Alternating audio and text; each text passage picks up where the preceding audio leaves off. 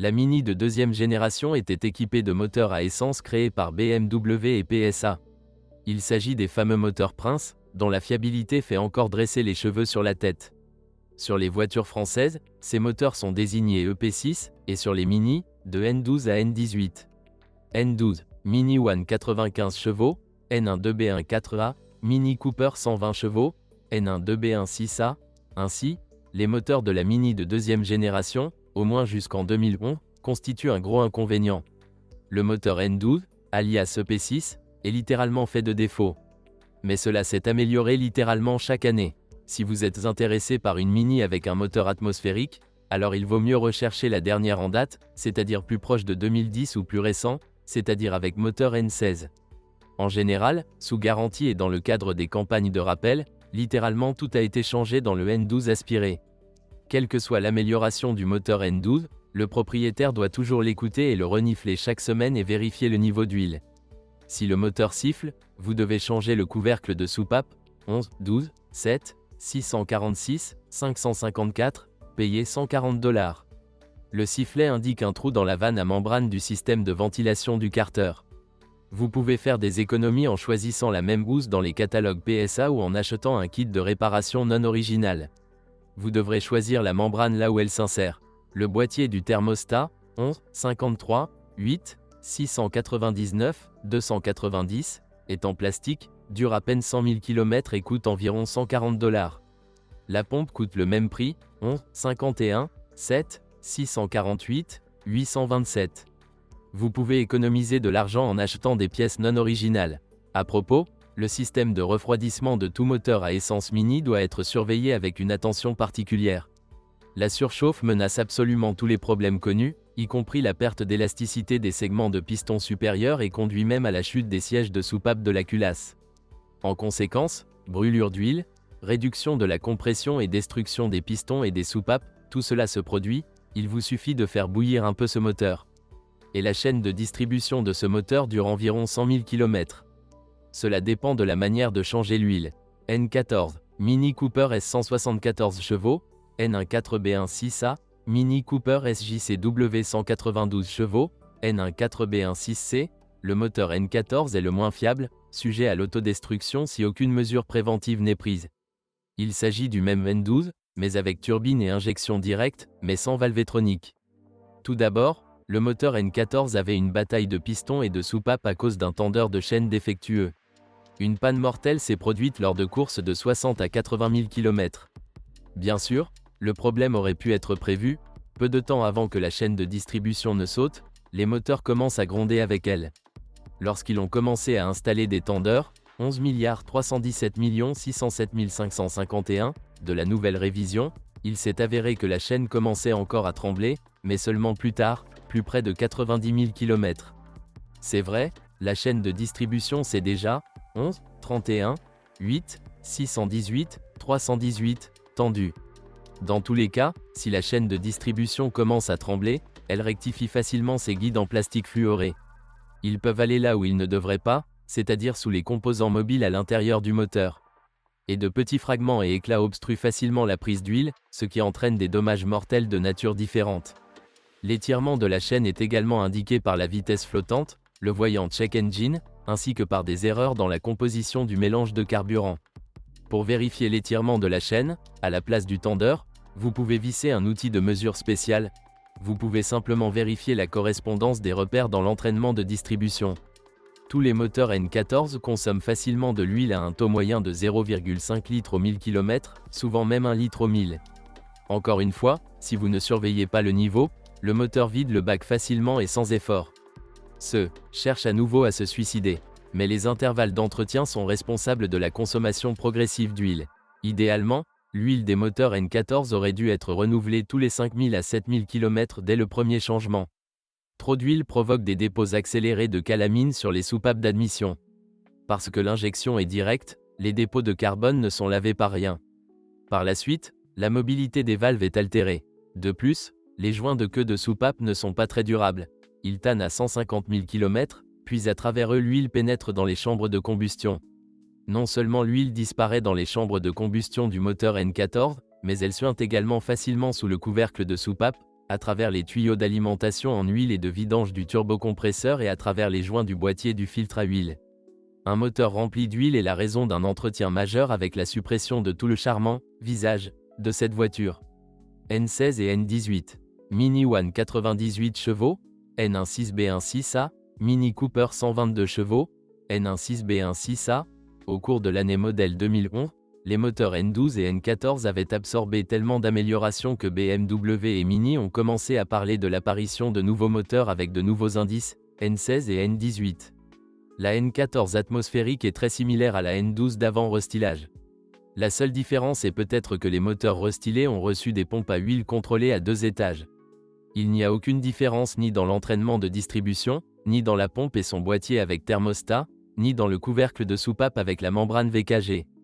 Croyez-le ou non, les ingénieurs n'ont pas réussi à réaliser le joint du trou dans le bac à travers lequel deux fils passent la première fois jusqu'à la vanne.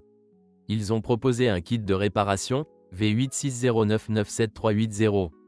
Recommandation pour un fonctionnement réussi, nous changeons l'ancienne huile tous les 7000 km, surveillons le système de refroidissement, tous les 100 000 km nous changeons préventivement la chaîne de distribution ou moins souvent, mais écoutons attentivement le moteur après un démarrage à froid.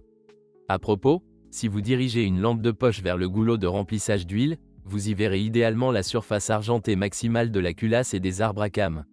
Si tout y est recouvert d'un revêtement doré, alors vous faites quelque chose de mal, l'huile est mauvaise, vieille, la température du moteur est élevée. Encore un point, sur les moteurs N12, N14 et N16, une nuisance telle que renverser de l'antigel dans le bac se produit rarement. Le fait est qu'à l'extrémité avant de leur culasse se trouve un bouchon, 11, 12, 7, 548, 477, qui bouche un trou d'un diamètre de 36 mm dans le circuit de refroidissement. Donc, il tombe le long de la chaîne de distribution. Le liquide de refroidissement commence à couler par le haut. Comment éviter cela? Ce n'est pas vraiment connu. Mais évidemment, vous ne pouvez pas surchauffer le moteur, même légèrement. Mini Cooper S184 chevaux, N18B16A, Mini Cooper SJCW 211 chevaux, N18B16C, tout ce qui vient d'être dit est également vrai pour le moteur turbo N18. Par rapport à son prédécesseur, le valvétronique était installé dans la culasse, les pistons étaient légèrement modifiés, mais les segments de piston étaient les mêmes que ceux du N14. Le système de ventilation du carter et le conduit d'admission ont également été légèrement modifiés, et les conduites d'huile vers la turbine sont mieux protégées de la chaleur. Mais à long terme, c'est-à-dire une fois tous les 100 à 150 000 km, il y a une fuite d'huile le long des mêmes joints, le boîtier du thermostat fuit, le tube, 11 537 589 713, vers la pompe fuit, le capteur de température est défectueux et demande l'installation d'un capteur à distance de l'usine kit de réparation, le thermostat de chauffage ne fonctionne plus. Tout reste pareil, la nécessité d'installer un séparateur d'huile séparé dans lequel les vapeurs d'huile seront collectées. Cela ralentit considérablement la formation de plaques sur les soupapes d'admission. Ajoutons qu'un dysfonctionnement de valvétronique sur les moteurs N12, N16 et N18 peut être associé à une oxydation et une rupture du fil d'alimentation allant de la batterie au relais valvétronique. Ce relais est situé sous le support de batterie, en règle générale, le fil rouge avec une puce violette s'en détache. DV6, Mini One D 90 chevaux, DV6TE D4, Mini Cooper D 109 chevaux, DV6TE D4, les Mini deuxième génération avec turbo-diesel sont beaucoup moins courantes. Honnêtement, il y a beaucoup moins de problèmes avec les moteurs diesel. Aucun des moteurs diesel disponibles pour la Mini ne tente de s'autodétruire. Avant restylage, sous le capot de ces voitures avec la lettre D sur le coffre se trouve un 1.6 HDI purement français dans sa version 16 soupapes. Ce moteur a été installé sur tous les modèles PSA, Ford, Volvo, Mazda, Suzuki et personne ne dira un mauvais mot de ce groupe motopropulseur. Entretenez-la simplement normalement, n'oubliez pas de remplacer la courroie de distribution. Après restylage, le moteur diesel français est abandonné. À sa place est venu le moteur diesel N47, une idée originale de BMW. Globalement, il n'a pas de problèmes évidents. Le moteur N47 pour Mini n'a pas d'amortisseur à l'admission. Les injecteurs sont électromagnétiques. En général, vous pouvez prendre en toute sécurité la Mini diesel. Getrag G285 6 vitesses transmission manuelle. La Mini deuxième génération était équipée de 6 vitesses mécaniques de Getrag, apparue sur le modèle de première génération. Il s'agit d'une transmission totalement sans tracas. À cela s'ajoute un volant bimasse, 21, 21, 7, 599, 835, 21, 20, 7, 573, 382, qui coûte moins de $800, mais qui dure ici 400 000 km ou plus. Aisin 6F21WA, TF60SN 6 vitesses transmission automatique. Les Mini à 2 pédales de deuxième génération sont équipés de 6 vitesses. Transmission Aisin TF60SN, développée pour les voitures vagues, connue sous le nom de 09G. Les propriétaires de Mini ont réussi à la faire réviser pour un kilométrage de 100 000 km, avec des moteurs diesel, elle dure 2 fois plus longtemps. En fait, il s'agit d'une unité solide et durable, et pour qu'elle fonctionne très longtemps, vous devez équiper son système de refroidissement d'un radiateur séparé. Il est conseillé de changer l'ATF avec homologation JWS 3309 tous les 60 000 km, le filtre, 24 152 361 176 24 347 566 358e, est disponible pour remplacement après dépose du bac. Vous avez probablement entendu dire que Mini est synonyme de maniabilité et, en général, de conduite passionnante. C'est exact. De plus, les propriétaires qui se rendent périodiquement sur des pistes de course fermées n'ont aucune envie d'améliorer la suspension et les freins. Tout cela correspond parfaitement à la raison pour laquelle les Mini sont faites. Bien sûr, la version JCW dispose de freins plus puissants, mais aucun changement n'est apporté à la suspension. Dans le même temps, dans la deuxième génération, les suspensions Mini sont devenues plus confortables et encore plus durables que celles de la voiture de première génération. La crémaillère de direction de la Mini de cette génération est électrique à sec. S'il cogne, il suffit de remplacer les bacs de support. Il y a des jambes de force McPherson à l'avant, mais il n'y a qu'un seul bloc silencieux dans le levier, celui arrière. Cela coûte environ $50 selon l'original, 31, 12, 6, 767, 530. La rotule, 31, 12, 6, 772, 303, pour la fusée d'essieu est remplacée séparément. Elle est fixée au levier avec 2 vis.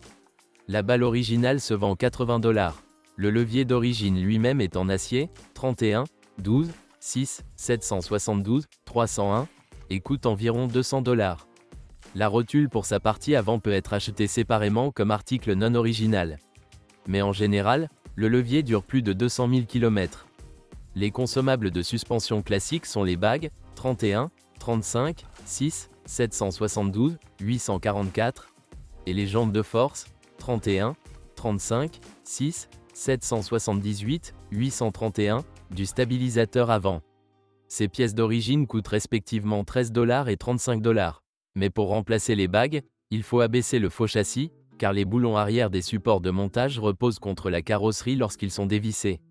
C'est tellement compliqué. D'ailleurs, il y a des cas où ils coupent simplement la carrosserie pour dévisser les boulons arrière. Si vous choisissez une Mini sur le marché secondaire, faites attention à ce que le bouclier moteur soit scié en face des bagues stabilisatrices. Les roulements de roues avant sont montés dans les moyeux, 31 226 776 162, durent très longtemps et coûtent $160. Les supports d'amortisseurs supérieurs ne me dérangent pas non plus depuis longtemps. Leur prix, 31, 30, 6, 772, 749, est de $62. À l'arrière, la Mini dispose d'un simple levier à 3 leviers, qui est également devenu beaucoup plus fiable par rapport à la Mini de première génération. En règle générale, jusqu'à 200 000 km. Elle n'a besoin d'aucune attention pour elle-même.